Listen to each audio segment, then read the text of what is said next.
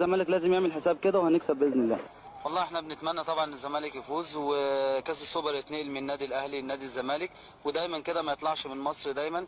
وطبعا النهارده حازم امام هيشارك في اللقاء، وبنتمنى النهارده الزمالك يقدم مباراه جيده، واهم من كده ان هو ياخد الكاس النهارده باذن الله. والله انا شايف الشوط الاولاني بطيء جدا، لكن اشبه بتقسيمه، يعني ما فيش كوره خالص. اللعيبه بالذات بتاعت منتخب مصر عندها احباط من النتيجه اللي حصلت الكبيره في فرنسا. بس انا شايف خلاص يعني إن اللعيبه ابتدت تخش في جو المباريات، وربنا يسهل ويوفق وتوفيق للاحسن ان شاء الله، وان شاء الله الزمالك يكسب. يعني الجمهور احسن شويه من المباريات اللي فاتت، وربنا يسهل ان الكيرف بتاع الزمالك يبقى دايما في الطالع، وما نفقدش اي نقطه في سباق الدوري، على اساس ان هي تعوضنا فرق النقط بيننا وبين الاهلي ان شاء الله. توقعاتك بقى في الشوط الثاني؟ والله ربنا يسهل، الزمالك ان شاء الله هيضغط في الشوط الثاني، وان شاء الله هيزود الاهداف، وباذن الله يعني الفرق بيننا وبين الاهلي هيبقى قليل عشان الدوري يحلو اكتر ونشوف الجمهور في الملعب. والله انا شايف ان الزمالك مجهد، يعني طالع من بطوله كبيره، بطوله افريقيا، وان شاء الله الدوري لسه في الملعب، بس عايز من اللعيبه ان هم يضاعفوا مجهودهم شويه ويركزوا في الملعب. انا شايف في عدم تركيز جامد في الملعب.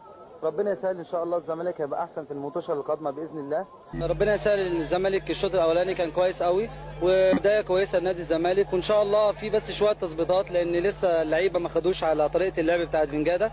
ان شاء الله الشوط الثاني نشوف مباراه كويسه والزمالك يبقى افضل. شفت والله طبعا أنا شايف ان الزمالك ضغط المطوشه عامل دروب معاه شويه، وشايف ان التركيز بتاع اللعيبه في ماتش الترجي، بس طبعا الزمالك لازم يعرف ان دي بطوله ودي بطوله، والدوري لازم يتحسم بدري، وان شاء الله مع نزول حازم امام وجمال حمزه الوضع هيختلف، وان شاء الله الزمالك هيكسب. والله طبعا ماتش صعب جدا للزمالك وماتش صعب للاهلي.